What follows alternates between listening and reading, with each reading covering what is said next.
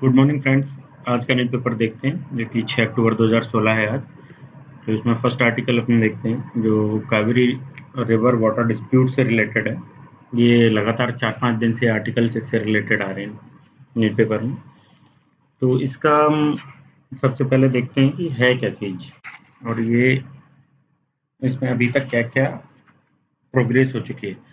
तो हम देखते हैं कि जो कावेरी वाटर डिस्प्यूट ट्रिब्यूनल है 1990 में बनाया गया था। 1990 में इसको बनाने के बाद 91 और 92, 95 में इसके कुछ छोटे-मोटे ऑर्डर्स आए हैं। फिर उसके बाद 2007 में इसकी रिपोर्ट आई है। उस रिपोर्ट के बेसिस पे इसमें एक कावेरी मैनेजमेंट बोर्ड बनाने की बात की थी इसने, लेकिन वो मैनेजमेंट बोर्ड अभी तक बना नहीं है। तो ये ट्रिब्यूनल्स जो होते हैं, रिवर ट्रिब्यूनल्स, उनके बारे में हम थोड़ा देख लेते हैं। आर्टिकल 262 जो अपने कॉन्स्टिट्यूशन का है, उसमें लिखा गया है कि रिवर वाटर जो है, इंटर स्टेट रिवर वाटर्स हैं, उनमें यदि कोई डिस्प्यूट जनरेट होता है तो उसके लिए एक ट्रिब्यूनल बनाए जा सकते हैं और उन ट्रिब्यूनल्स के डिसीजंस होंगे, उनकी जो रिपोर्ट होगी वो फाइनल होगी और स्टेट्स पे बाइंडिंग होगी। तो इसमें हम देखते हैं किस तरीके से डिस्प्यूट्स इसमें क्रिएट होते हैं। तो नीचे वाला जो स्टेट है उसका पहले हम देखें। तो नीचे वाला स्टेट ऊपर वाले स्टेट्स को किस तरीके से नुकसान पहुंचा सकता है कि नीचे वाला स्टेट अपनी बिल्कुल बाउंड्री पे, आई मीन टू से कि बॉर्डर पे कोई डैम बनाए और उस डैम से ऊपर वाले स्टेट की काफ़ी सारी ज़मीन जो डूब जाएगी पानी में। तो इस तरीके से वो एक डिस्प्यूट क्रिएट हो जाएगा। दूसरा जो ऊपर वाला स्टेट है वो कैसे डिस्प्यूट्स को जन्म देता है। तो ऊपर वाला स्टेट या तो पानी ना छोड़े, जैसे कि अभी कर्नाटक तमिलनाडु को पानी नहीं दे रहा है, और या फिर ऐसा हो कि वो पानी की क्वालिटी को डिग्रेड कर दे, जो भी इंडस्ट्रियल सेटअप वहाँ पे है उनके थ्रू, या फिर एग्रीकल्चर में ज़्यादा जो अपने खाद का यूज करके वो भी बह के उनमें जाता है रिवर्स में, तो रिवर्स का वाटर क्वालिटी खराब हो जाती है। तो इस तरीके के डिस्प्यूट्स दोनों तरफ से ही क्रिएट हो सकते हैं। तो 262 आर्टिकल के अंडर ही 1956 का एक्ट आया है। उस आर्टिकल के थ्रू 1956 का inter state river water dispute act बनाया गया है, सेंट्रल गवर्नमेंट ने बनाया है, जिसका एक सेक्शन 4 है। उस सेक्शन 4 में लिखा हुआ है कि या ऐसा कोई डिस्प्यूट आता है तो उसके लिए ट्रिब्यूनल बनाया जा सकता है। वो ट्रिब्यूनल जो अपनी रिपोर्ट देगा सेंट्रल गवर्नमेंट को देगा। सेंट्रल गवर्नमेंट का गजेटेड ऑर्डर आएगा, वो गजेट में जो भी आएगा वो एक लॉ बन जाता है, बाइंडिंग लॉ। तो अभी तक हम देखते हैं कि काफ़ी सारे ट्रिब्यूनल्स बन चुके हैं, जैसे कि कृष्णा, गोदावरी, नर्मदा, कावेरी, मांडवी, वंशधारा, रावी, व्यास ट्रिब्यूनल, ऐसे कई सारे ट्रिब्यूनल्स बन चुके हैं। इनफैक्ट हम देखते हैं कृष्णा पे तो 2 बार कृष्णा के ट्रिब्यूनल्स 2 ट्रिब्यूनल्स बन चुके हैं। लेकिन फिर भी अभी तक इनमें से कई के जो डिसीजंस हुए थे, रिपोर्ट्स आई थी, वो या तो स्टेट्स ने लागू नहीं किए, स्टेट्स पे जैसे कि बाइंडिंग होता है, या फिर सेंटर ने ही उन पे बहुत ज़्यादा स्ट्रिक्ट एक्शन नहीं लिया है। इस टाइप से अभी तक सारे ट्रिब्यूनल्स के एक्शंस लगभग आधे पेंडिंग पड़े हैं या उससे ज़्यादा पेंडिंग पड़े हुए हैं। तो ये प्रॉब्लम आगे फिर डिस्प्यूट्स को जन्म देती है कि ट्रिब्यूनल बनाया फिर भी उसके डिसीजंस को इम्प्लीमेंट नहीं किया गया। जैसे कि हम कावेरी वाटर डिस्प्यूट को ही देखते हैं। तो कावेरी वाटर डिस्प्यूट में 2007 में जो डिसीजन आया था, इनकी रिपोर्ट आई थी, उसमें कावेरी वाटर मैनेजमेंट के लिए एक बोर्ड बनाने की बात की गई थी। तो कावेरी वाटर मैनेजमेंट बोर्ड जो है, कावेरी मैनेजमेंट बोर्ड, इस मैनेजमेंट बोर्ड को इस तरीके से काम करना था, क्योंकि ट्रिब्यूनल तो एक बार डिसीजन दे देता है, उसके बाद एक ऐसा इंस्टीट्यूशन चाहिए जो रेगुलरली इस चीज़ को हैंडल करे। तो जो बोर्ड है, बोर्ड ये काम करेगा कि स्टोरेज को मॉनिटर करेगा कि ऊपर वाले स्टेट ने ज़्यादा स्टोरेज तो नहीं किया है, ये जिससे कि नीचे वाले को प्रॉब्लम हो जाए। ट्रेंड जो है रेनफॉल का, तो उसको वो मॉनिटर करेगा। फिर डिस्ट्रीब्यूशन अमंग द स्टेट्स, इसको मॉनिटर करेगा। तो ये सारी चीज़ें मैनेजमेंट बोर्ड एक देखेगा, इसलिए मैनेजमेंट बोर्ड बनाने की बात की गई थी, लेकिन ये अभी तक हो नहीं पाया है। अब इसमें इस मैनेजमेंट बोर्ड बनाने को एक पॉलिटिकल एजेंडा बना लिया है इन्होंने। कर्नाटका में जैसे देखें कि इलेक्शन होने वाला है, तमिलनाडु में इलेक्शन हो चुका है, तो तमिलनाडु पे ज़्यादा ध्यान देने की अभी ज़रूरत नहीं है। सेकंड की सेंटर में बीजेपी की गवर्नमेंट है, जिसका तमिलनाडु में बहुत ज़्यादा स्टेक है भी नहीं, और कर्नाटका में बीजेपी गवर्नमेंट का स्टेक है, और आगे जो 2 साल बाद इलेक्शन होने वाले हैं उसमें काफ़ी कुछ किया जा सकता है यदि इस जो डिस्प्यूट है इसमें कर्नाटका का फेवर किया जाए। तो ये जो सुप्रीम कोर्ट में केस गया है, सुप्रीम कोर्ट में केस ट्रिब्यूनल के बाद जाना नहीं चाहिए, उसका फाइनल डिसीजन होता है, लेकिन इन वन और अनदर वे वो दूसरे तरीके से ले जाके स्टेट्स सुप्रीम कोर्ट में इसको ले जाते हैं। तो इस केस को अब इस तरीके से इन्होंने मोल्ड किया है कि जो 2007 में ट्रिब्यूनल का डिसीजन आया था वो डिसीजन ही मतलब कॉन्स्टिट्यूशन के हिसाब से ठीक नहीं था। इस तरह की बात इन्होंने मोल्ड करके बना दी है। तो अभी इसमें फिर नेक्स्ट क्या हो सकता है कि नेक्स्ट हम देखते हैं कि पॉलिटिकली जो मोटिवेटेड चीजें हैं उनको खत्म करके, उन्हीं को खत्म करने के लिए बेसिकली सुप्रीम कोर्ट ने भी एक्सेप्ट कर लिया है कि एक टेक्निकल टीम बनाई जाएगी। वो टेक्निकल टीम वहां जाएगी और आई थिंक शायद 17 अक्टूबर तक उसको अपनी रिपोर्ट देनी है। तो 17 अक्टूबर तक वो अपनी रिपोर्ट देगी और उसके बाद जो भी डिसीजन होगा उस डिसीजन को आगे इम्प्लीमेंट किया जाएगा। तो इस तरीके की बातें इसमें है। नेक्स्ट आर्टिकल ये पाकिस्तान से रिलेटेड है, सर्जिकल स्ट्राइक से रिलेटेड है। तो सर्जिकल स्ट्राइक हमने की है नहीं की है, इस तरीके की इसमें बातें की गई है। काफ़ी सारे लोग, जैसे पाकिस्तान डिनाई कर रहा है, इंडिया में भी बहुत सारे लोग इसको डिनाई कर रहे हैं कि सर्जिकल स्ट्राइक नहीं हुई है। हमारे जो मिलिट्री ऑपरेशंस के हेड थे, director general of military operations, उन्होंने कहा था कि हमने किया है लेकिन हमने बॉर्डर के अलोंग ही किया है, जबकि इसको बाद में टर्न दे दिया गया है कि अक्रॉस द बॉर्डर हुआ है। तो इस तरीके की बातें इसमें की गई हैं जो कि बहुत ज़्यादा इम्पोर्टेंट नहीं है, लेकिन इसमें इम्पोर्टेंट बन जाता है वो है एक क्वेश्चन। इसमें एक क्वेश्चन इम्पोर्टेंट बन जाता है कि इंडिया की फॉरेन पॉलिसी जो अभी तक सॉफ्ट पावर की थी, तो ये soft power policy is turning towards hard power policy. तो ये हार्ड पावर में टर्न होने के क्या क्या बेनिफिट्स होंगे और क्या क्या नुकसान होंगे, ये एक मेजर क्वेश्चन बन जाता है जो कि यूपीएससी पूछ सकती है। इस तरह के क्वेश्चन यूपीएससी पूछ लेती। तो हार्ड पावर में फर्स्ट ऑफ ऑल की what is soft power, what is hard power. Soft power की कोई भी कंट्री जो अपने इंटरनेशनल रिलेशंस में कूटनीतिक तरीके से उनमें काम करे, ना कि स्ट्रिक्ट एक्शन लेके, हार्ड एक्शन लेके उन पे काम करे, शांतिपूर्वक तरीके से काम करे, तो वो सॉफ्ट पावर है। जैसे कि इंडिया के अपनी फॉरेन पॉलिसी के बेसिक लॉज है, एक तो गुजराल डॉक्ट्राइन है, दूसरा हम देखें तो पंचशील का सिद्धांत है जिसमें शांतिपूर्ण सहअस्तित्व की बात की है। हमने शांतिपूर्ण सहअस्तित्व को हम स्वीकार करते हैं। इसी तरह की और सारी चीजें गांधीवादी प्रिंसिपल्स पे हमारी बेस्ड है फॉरेन पॉलिसी, जिसमें कि हम नहीं चाहते कि किसी भी देश के साथ हमारे रिलेशंस खराब हों या फिर हमें कोई स्ट्रिक्ट एक्शन उनके अगेंस्ट लेना पड़े। और इसी पे बेस्ड हमारी जो पॉलिसी है, उस पॉलिसी की वजह से आज हम एनएसजी की मेंबरशिप की बात कर रहे हैं। हालांकि हमने सीटीबीटी, एनपीटी ये साइन नहीं किया है, फिर भी हम एनएसजी की मेंबरशिप की बात करते हैं क्योंकि हमारी पॉलिसी सॉफ्ट पावर की है। हमारी जो न्यूक्लियर पॉलिसी है वो भी फर्स्ट अटैक की नहीं है। तो इस तरह की पॉलिसीज की वजह से ही अदर वर्ल्ड हमें एक्सेप्ट करने को तैयार है एनएसजी जैसे इंस्टीट्यूशंस में, एनएसजी जैसे ग्रुप्स में। दूसरी ओर हम देखते हैं कि हमने पोखरण में परमाणु परीक्षण किया, 1974 में किया, फिर 1998 में किया। इसके बावजूद हमें कुछ दिन बाद न्यूक्लियर टेक्नोलॉजी दी जाने लगी, न्यूक्लियर डील्स हमारी सक्सेसफुल हो रही हैं। यूएसए के साथ हमने कर ली है, अभी हाल ही में हम जापान के साथ करने वाले हैं। तो इस तरह की चीजें हमारी सॉफ्ट पावर की वजह से ही, हमारी सॉफ्ट पावर पॉलिसी जो है उसी की वजह से एक्सेप्टेड थी, संसार में एक्सेप्ट कर रहा था। वर्ल्ड में हमें एक अलग से एक शांतिपूर्ण स्टेट का दर्जा मिला हुआ था। हमारा कंपैरिजन कभी भी पाकिस्तान जैसे स्टेट्स जो रोग नेशंस कहे जाते हैं उनके साथ कभी नहीं होता था। लेकिन यदि हम हमारी पॉलिसी को soft power to hard power convert करेंगे, जैसे कि बीच में थोड़ा सा इस पे भी बात की गई थी कि जो न्यूक्लियर पॉलिसी है उसको फर्स्ट यूज उसमें से हटा दिया जाए, जो नॉट फर्स्ट यूज वाला क्लॉज है उसको हटा दिया जाए कि हम फर्स्ट यूज भी कर सकते हैं यदि हमें ज़रूरत पड़ती है। तो इस तरह की बातें भी बीच में आई थी। तो वो भी बाद में नकार दिया गया कि नहीं, ये ठीक नहीं है।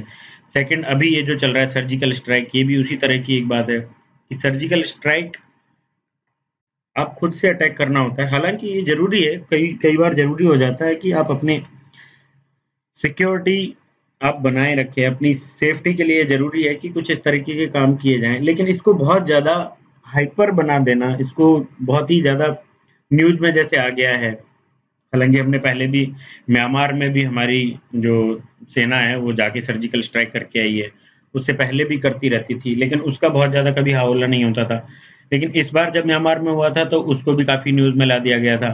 सेकंड, हमने पाकिस्तान पे किया, तो इसको भी काफ़ी न्यूज़ में ला दिया गया। तो वर्ल्ड सोसाइटी में एक नेगेटिव इम्पैक्ट इस चीज़ का जाता है कि India is converting hard power from soft power, जो कि हमारी इमेज को टोटली कन्वर्ट कर देता है।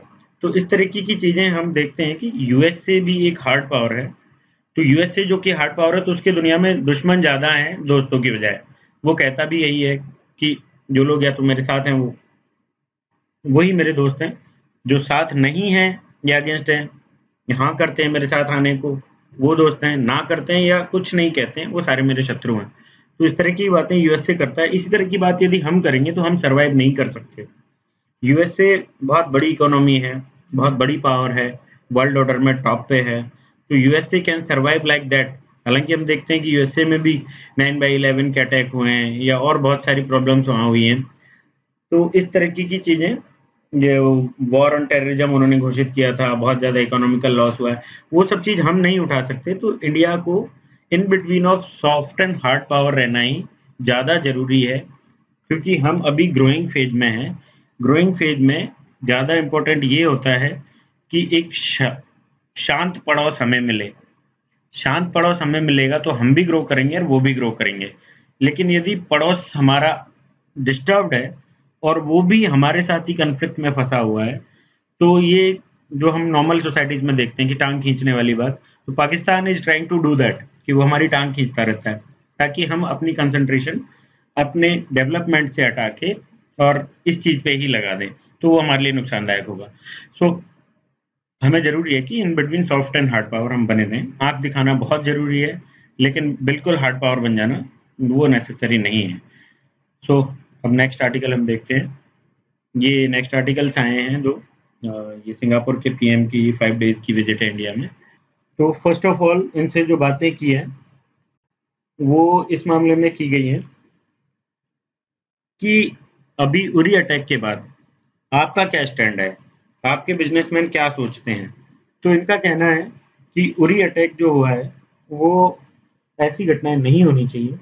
लेकिन जो हो गया है, तो इसका मतलब ये नहीं है कि हम इसके बहुत ज़्यादा अगेंस्ट में हैं या फिर इससे हमारा जो इन्वेस्टमेंट है, वो डिस्टर्ब होगा, ऐसा कुछ नहीं है।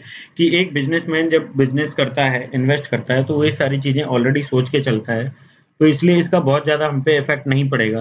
एंड सेकंड थिंग कि हम खुद भी क्रॉस बॉर्डर टेररिज्म के अगेंस्ट हैं और क्रॉस बॉर्डर टेररिज्म हमारे यहाँ भी है। और इनफैक्ट हमारी तो जो बाउंड्रीज हैं बहुत छोटी है, तो हम पे कहीं से भी अटैक किया जा सकता है। तो इस तरीके का टेररिज्म बर्दाश्त करने वाली चीज़ नहीं है। इस तरह की बातें इन्होंने की है। तो इनका कहना है कि हमारे उस रिलेशंस पे कोई इसका इफ़ेक्ट नहीं पड़ेगा। सेकंड, इन्होंने कहा है कि जो वॉर का एक डर इंडिया में इस तरीके की चीज़ों से क्रिएट होता है, वो फ़ियर है तो ठीक नहीं, लेकिन फिर भी बिज़नेस पे बहुत ज़्यादा इसका इफ़ेक्ट नहीं पड़ेगा। सिंगापुर जे जो इन्वेस्टमेंट आ रहा है, वो इन्वेस्टमेंट इस डर से नहीं रुकेगा कि जो रिलेशंस हैं इंडिया-पाकिस्तान के, वो खराब हो रहे हैं या ऐसे अटैक हो रहे हैं। नेक्स्ट इनसे पूछा गया है कि आसियान में जो इंडिया का क्या रोल हो सकता है, उसका क्या पोटेंशियल हो सकता है। तो इस पे इनका कहना है कि इंडिया ऑलरेडी आसियान में डायलॉग पार्टनर है। इंडिया का ईस्ट एशिया समिट में इंडिया पार्टिसिपेंट है। एफटीए है विद दिस ग्रुप इंडिया का। तो इंडिया और आसियान का पोटेंशियल काफ़ी ज़्यादा है और हम दोनों तरफ से ही ट्रेड को काफ़ी ज़्यादा बढ़ा सकते हैं, क्योंकि एक तो हम जो नॉर्थ साउथ वाला कन्फ्लिक्ट है, वो वाली चीज़ हमारे साथ नहीं है कि इंडिया और आसियान की कंडीशंस ऑलमोस्ट एक जैसी हैं, जैसे लेबर सस्ता है या कहें कि हमारे पास रिसोर्सेज ठीक-ठाक हैं, रिसोर्सेज की कोई कमी नहीं है, हमारे पास टेक्नोलॉजी नहीं है, तो इस तरह की चीज़ें इंडिया और आसियान में कॉमन है। तो इंडिया आसियान का जो ट्रेड है वो काफ़ी ज़्यादा आगे बढ़ सकता है, तो बहुत पोटेंशियल है। नेक्स्ट ये कहते हैं कि आरसीईपी जो है, आरसीईपी में नेगोशिएशंस चल रहे हैं। आरसीईपी वर्सेज टीपीपी की एक बहस है जो काफ़ी दिनों से चली आ रही है।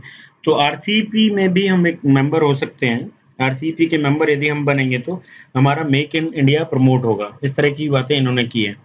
फिर ये आगे कह रहे हैं कि ये पोटेंशियल इस बात पे डिपेंड करता है कि इंडिया और ज़्यादा अपनी इकोनॉमी को ओपन करे और ज़्यादा खोले। ये इंडिया लिबरलाइज करे ट्रेड को, तो ही ये पोटेंशियल पूरी तरह से इस पोटेंशियल का फ़ायदा उठाया जा सकता है। इस तरह की बातें इन्होंने की है। नेक्स्ट इनसे जो बात की है, तो ये पूछा गया है कि इकोनॉमी को और ज़्यादा कैसे ओपन किया जाए। तो ये कहते हैं कि पुराने ज़माने में जब इंडिया आज़ाद हुआ था, तो नेहरू गवर्नमेंट थी। नेहरू के जो थॉट्स थे, सेल्फ सफिशिएंट बनाने के थे इंडिया को, कि हम इंडिपेंडेंट हों, इंडिपेंडेंट इंडिया बने। इस तरह की बातें उस टाइम पे की गई थी। तो उसके कुछ रीजंस तो इस तरीके से भी देखे जा सकते हैं कि फर्स्ट थिंग, उस टाइम पे हम बहुत ज़्यादा कंपटीशन में नहीं थे।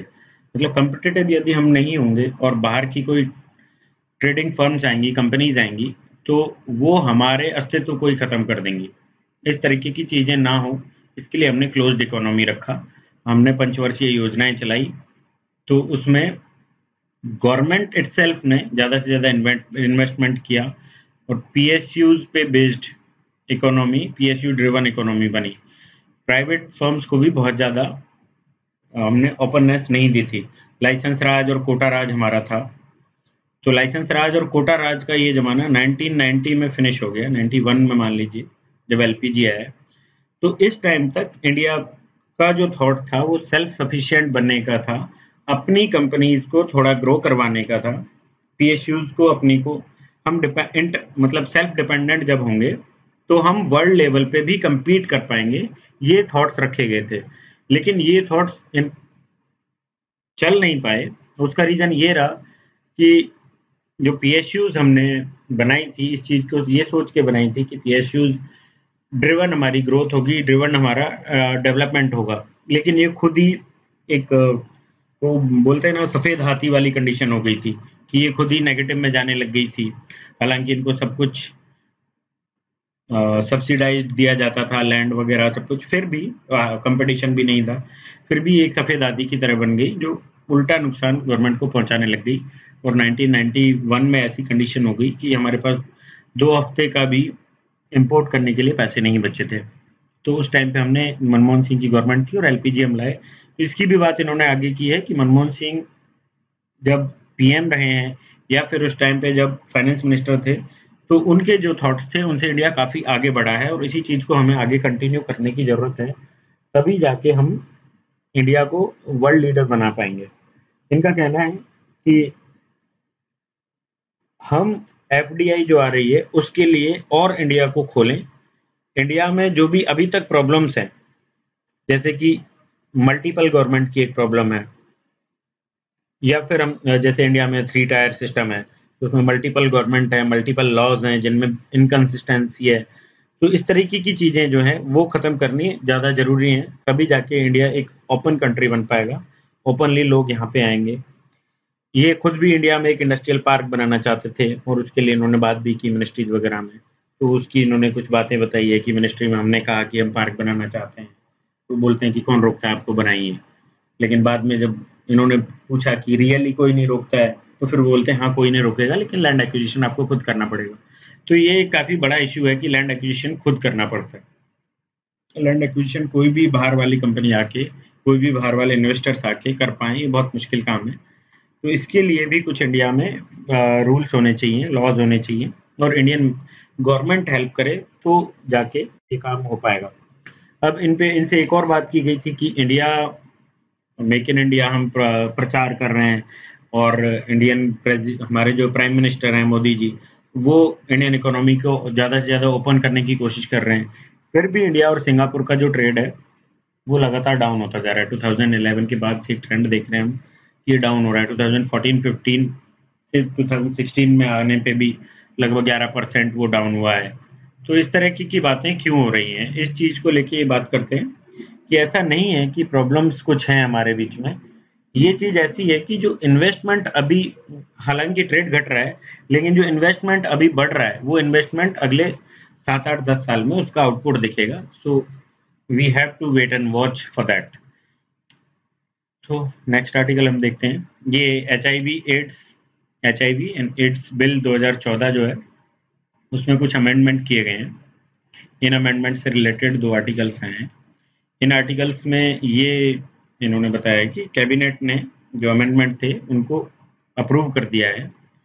तो उसके अप्रूवल से एड्स के जो मरीज हैं उनके साथ जो भेदभाव होता है वो उसको कम किया जा सकेगा, क्योंकि स्ट्रिक्ट कुछ हमने रूल्स बनाए हैं, लॉज बनाए हैं इसमें, जो अमेंड किए हैं उसमें, तो हम थोड़ा सुधार कर पाएंगे। इस तरह की बातें इसमें की है। और इसमें इन्होंने आगे कुछ डाटा दिए हैं कि इंडिया में 25.82%, जबकि ग्लोबल उस पे 41% लोगों को एआरटी, एक टेक्निक वो होती है थेरेपी, एंटी रेट्रोवायरल थेरेपी, तो ये एड्स के मरीजों को दी जाती है।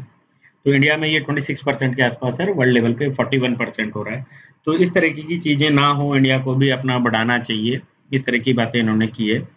और दूसरा इन्होंने कहा कि इंडिया में लगभग 25 लाख एड्स के मरीज हैं, तो उनको बहुत सारी प्रॉब्लम्स होती हैं, जैसे हेल्थ केयर से रिलेटेड प्रॉब्लम होती है, वहाँ उनको अलग ठीक से ट्रीट नहीं किया जाता, घर रेंटिंग पे नहीं मिल पाते हैं, आगे देखें तो स्कूल्स में, इंस्टीट्यूशंस में उनके साथ भेदभाव किया जाता है, पब्लिक प्लेसेज पे उनके साथ भेदभाव किया जाता है। तो इन सारी चीज़ों को ख़त्म करना ज़रूरी है।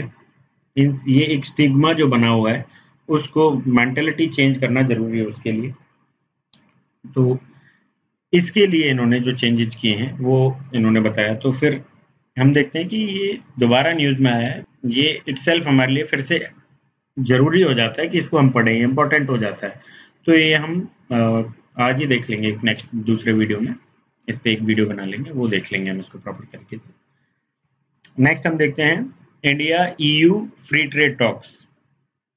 अब ये बहुत सालों से फ्री ट्रेड की बात चल रही है इंडिया ईयू में, लेकिन अभी तक हो नहीं पाया है। उसके बहुत सारे रीजंस रहे हैं कि ये नॉर्थ साउथ कन्फ्लिक्ट के भी जो मैंने बात की थी, वो यूरोप और इंडिया।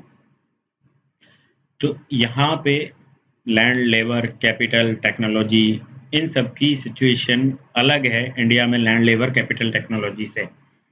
यहाँ पे लेबर बहुत महंगा है, इंडिया में लेबर बहुत सस्ता है, कैपिटल उनके पास बहुत अवेलेबल है, टेक्नोलॉजी बहुत अच्छी है, लैंड हमारे पास ज़्यादा है उनकी बजाय, ये फिर सोर्सेज देखे जाएँ तो वो हमारे पास ज़्यादा है।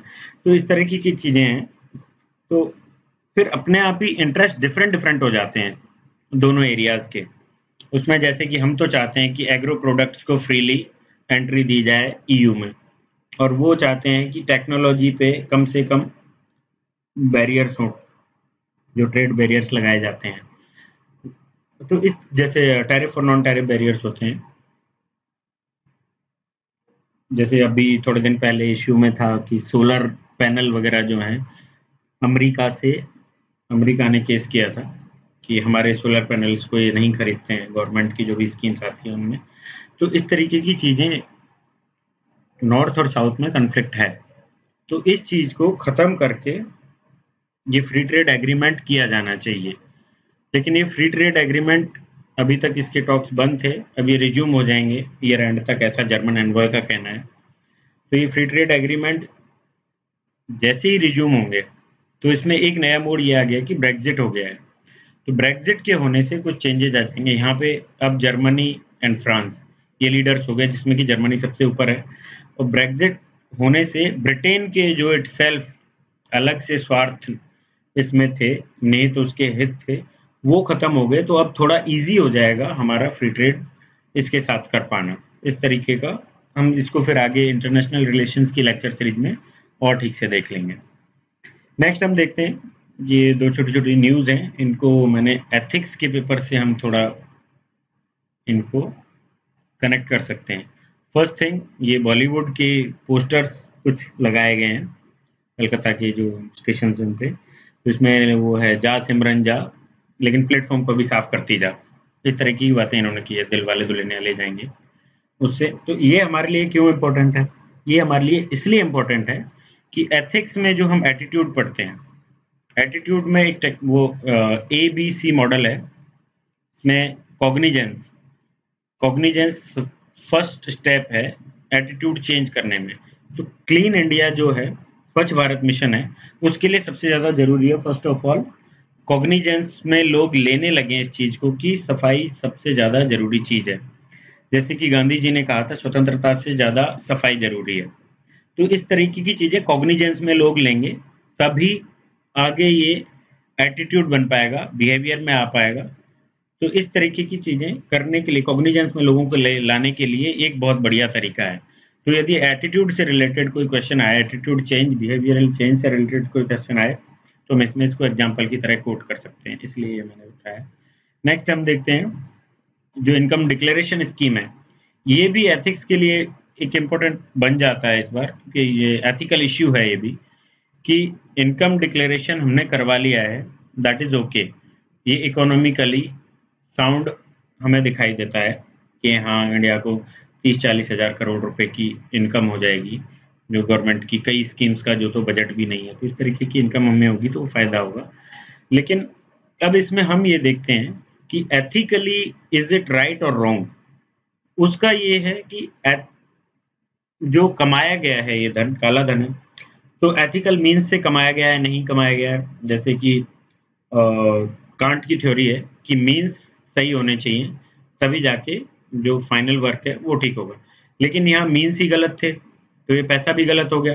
अब इस गलत पैसे को इस बेसिस पे लिया गया है कि आपने जो भी गलत काम किए हैं वो सारे माफ कर दिए जाएंगे, और उन गलत कामों के बदले ना आप पे कोई जांच होगी, ना कोई सजा दी जाएगी। तो सिर्फ पैसे के लिए इनके गलत कामों को छुपा देना, क्या ये एथिकल है? इस तरीके का एक क्वेश्चन इसमें बन जाता है, तो इसको भी देख लीजिएगा। तो आज के न्यूज़पेपर में इतने ही इम्पोर्टेंट आर्टिकल्स हैं। बाकी फिर हम जो एक बिल की हमने बात की है, तो उसके लिए मैं एक अलग वीडियो बना दूंगा। Anyways, thank you, thanks guys.